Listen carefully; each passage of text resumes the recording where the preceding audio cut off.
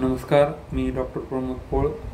आज आपण या व्हिडिओमध्ये जागतिक मधुमेह दिवस याबद्दल माहिती घेणार आहोत। 14 नोव्हेंबर रोजी सर फ्रेडरिक बँटिंग यांचा वाढदिवस असतो आणि या वाढदिवसा दिवशी जागतिक मधुमेह दिवस साजरा केला जातो। तर सर फ्रेडरिक बँटिंग यांनी 1921 साली इन्सुलिनचा शोध लावला आणि इन्सुलिनचा शोध लावल्यामुळे टाईप 1 मधुमेह असणाऱ्या रुग्णांसाठी एक वरदान ठरलं आणि त्यामुळे त्यांच्या कामाची आठवण म्हणून हा दिवस जागतिक मधुमेह दिवस म्हणून साजरा केला जातो। इन्सुलिनचा शोध लागण्याआधी टाईप 1 मधुमेहाचे रुग्ण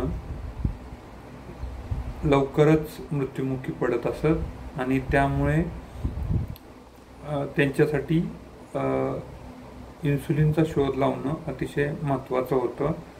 त्यामुळे सर फ्रेडरिक बँटिंग यांनी चार्ल्स बेस्ट, जॉन मॅकलॉइड सर आणि कोलिप सर यांच्या सहकार्याने इन्सुलिनचा शोध लावला आणि 1921 साली पहिल्यांदा याचा टाईप 1 मधुमेह असणाऱ्या रुग्णावर प्रयोग करण्यात आला।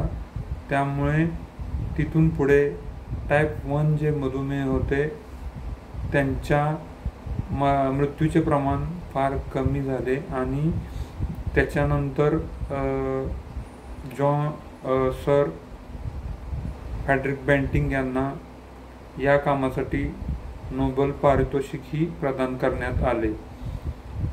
1991 साली इंटरनॅशनल डायबेटिक फेडरेशन यांनी WHO साहाय्याने वर्ल्ड डायबिटीज डे म्हणजे जागतिक मधुमेह दिवस साजरा करण्याचे ठरवले आणि त्या दिवसापासून हा दिवस जागतिक मधुमेह दिवस म्हणून साजरा करण्यात येतो। तर या दिवशी जास्तीत जास्त लोकांपर्यंत मधुमेहाची माहिती पोहोचवण्याचं काम हे केलं जातं। आजच्या काळामध्ये डायबिटीज हा अतिशय वेगाने आपल्या भारतामध्ये पसरत आहे आणि त्याचे कारणं बरेच आहेत। याआधीही मी आपल्या चॅनलवर बोललेलो आहे। या व्हिडिओमध्ये मी ते काय बोलणार नाही, परंतु जागतिक मधुमेह दिवस हा साजरा करण्याविषयी मुख्य भूमिका म्हणजे मधुमेहाविषयी जनजागृती करणे। थँक्यू।